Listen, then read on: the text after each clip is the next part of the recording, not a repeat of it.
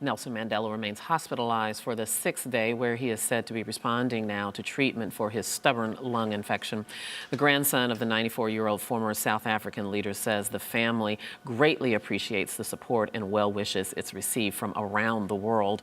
Well, with us this morning is former Ambassador James Joseph, the only U.S. ambassador to serve in South Africa while Nelson Mandela was president. Thank you so much, Mr. Joseph, for being here with us. Delighted to be with you.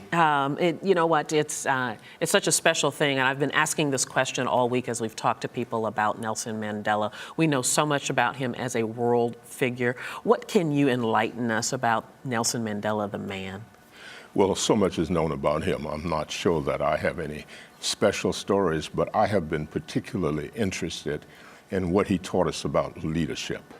At a time when the emphasis has been on the ability to coerce, use hard power, he came along and after 27 years of incarceration, took over the leadership of his party in his country, and he didn't miss a beat.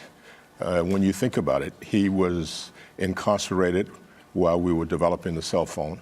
He was incarcerated while we were developing the internet. He was incarcerated while the world economy was becoming interdependent. But here he comes out of prison and immediately is effective. And so one has to ask the question, what was it about him? And for me, as I have observed, leadership for him was a way of being. It was not some learned skill. It was not based on some experience. It was based on who he was, the elegance of his humanity, the attractiveness of his personality, the power of his personal story, the loftiness of his ideals. This is what made him so effective. Indeed, indeed. Can you take us back to the first time that you met him and just sort of paint the picture of the circumstances? Well, the first time I met him was in June of 1990, a few months after he had been released from prison. I was part of a host group that hosted him in Washington, D.C. on his first visit. But parenthetically, I was standing outside of Parliament in Cape Town with a Free Mandela sign when the clerk announced that Mandela would be set free. So even though I did not meet him then, my memories go back to that time. Now, I got to know him better when we hosted together a press conference in Johannesburg, South Africa, a couple years later. And even my reason for being in South Africa had its own special story.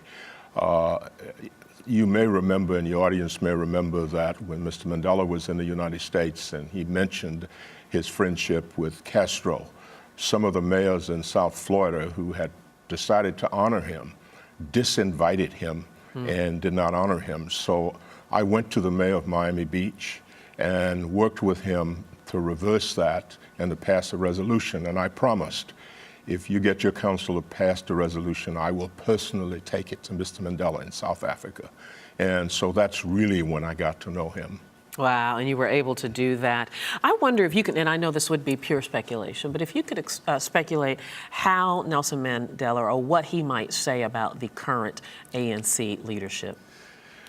Well, he has said, and I know that ANC is in his blood, and that they have gone through difficult times in the past. And I'm sure that he would see this as a difficult time for the ANC.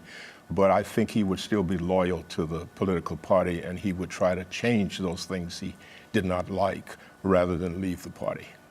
I find this interesting. I wonder if you've noticed this. He is such a man of endurance and determination. We started off our conversation with you marveling about him enduring 27 years of prison, coming out as a leader, and even now, 94 years old, ravaged by chronic lung infection, and yet he endures. There's some symbolism there, isn't there? Yeah, well, it's about who he is and what he stood for.